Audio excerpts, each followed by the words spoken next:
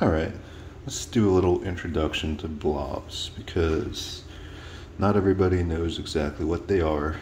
They do look like pills, or a block of cheese as some people call them. But blobs are actually the head of a vintage round head York dumbbell cut off. So here's an intact dumbbell. This one's a 60. You just cut off the heads and they turn into blobs. And they are a wide pinch grip discipline. They're a lot harder to pick up than just the weight itself. You know, it's just the grip of it. Anything with a handle, it's a lot easier to pick up. That's 50 pounds, the pinky easily. But these become a lot harder because just how you're grabbing them. It takes a lot of pinching power to hold on to them. The gold standard that people try to lift is the half 100. Usually they weigh about half of the stamped weight. You know, they can vary by like 5 pounds. This one's 49.8 pounds. A lot of the older models are actually a few pounds heavier than half of the stamped weight. And this one here, I believe this is half 75. But yeah, they're great for training your wide pinch strength.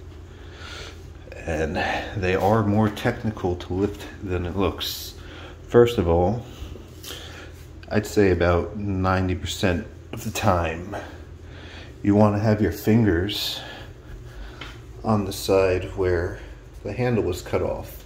Because of how the slopes of the blob are, it looks like it's the exact same, but there's actually a slight difference. And the side where it's not cut is slightly flatter, so you can get a better grip with your thumb to lift it up. Now, it's really hard. It's a lot harder just to go down, just pinch it and lift it up. You know, there's some techniques to be applied here. So what I like to do is I like to have my thumb a little bit off-centered, kind of.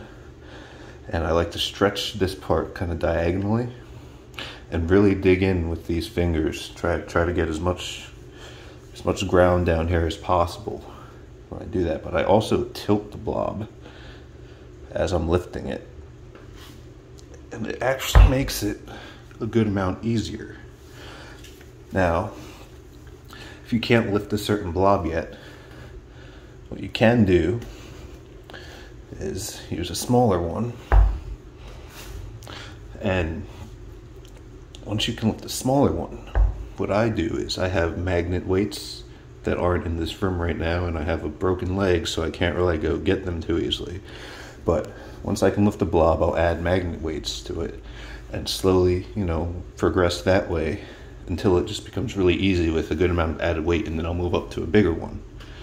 And if you don't have magnet weights, before I had mine, I literally used a bootlace and just threaded it through the holes of little weight plates and then rested it over so that the string was like over here and the plates were just resting on the sides. And that's how I worked up to getting better at the bigger blobs. Now, also, sometimes it'll take a lot of warm-ups to do blobs. There's been times where it took me, I don't know, like dozens of fails to lift this one cold. There's other days where I can lift it off the bat, no problem. But it really, I guess, depends on your central nervous system and how warmed up you are. But just know that it can take a whole bunch of warm-ups to finally lift up that blob. Like some of my biggest blobs, like that I've lifted, could have been like 100 attempts. Like, and luckily, they aren't really sharp or anything. Because with a lot of other pinching stuff, you'll rip open your skin right here and then you can't lift anything for like a week. But luckily these are very smooth, so the chances of you ripping skin is a lot lower. But that's not to say it can't happen, because it has happened to me before.